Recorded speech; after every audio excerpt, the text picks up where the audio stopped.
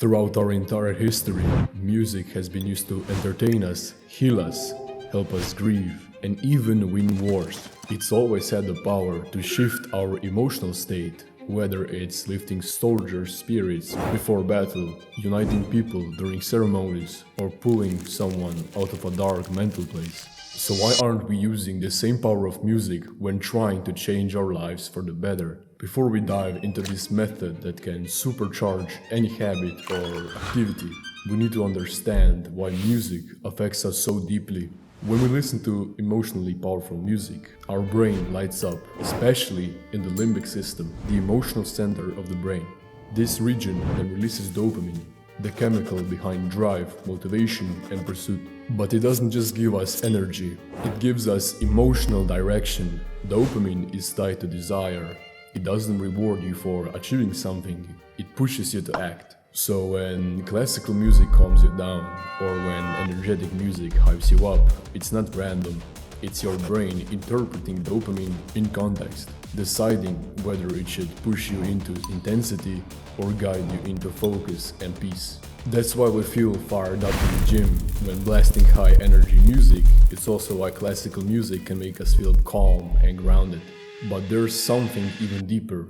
Your brain is incredibly good at forming associations. It can connect specific sounds with specific behaviors or emotional states. Now that's where the real power of music comes in. You've probably heard of Pavlov's experiment, where a dog was trained to salivate at the sound of a bell because it expected food. Now that's classical conditioning, and we can use the same principle with music. To build new habits or shift into a new mindset, simply choose a song that instantly triggers the state you want to be in. But here's the key, you can't just pick a random track. So how do you choose the right one? Well, it depends on the task. The only rule is that the music needs to emotionally resonate with you. It has to spark something inside you, whether that's energy, calmness, or clarity.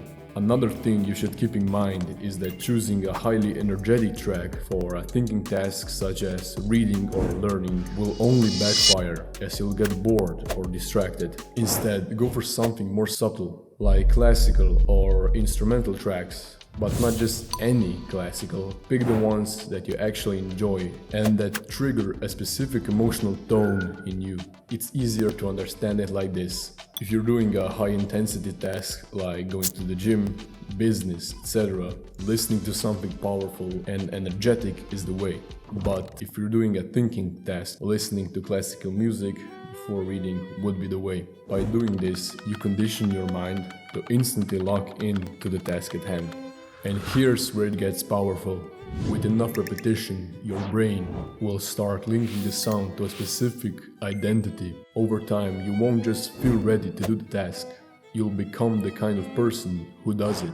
You'll simply hear the music and automatically snap into the mindset of someone who works, trains, studies, whatever it is you're trying to become. And that's called identity conditioning. Now you understand why listening to certain music improves ourselves. But what's the best way to apply this method?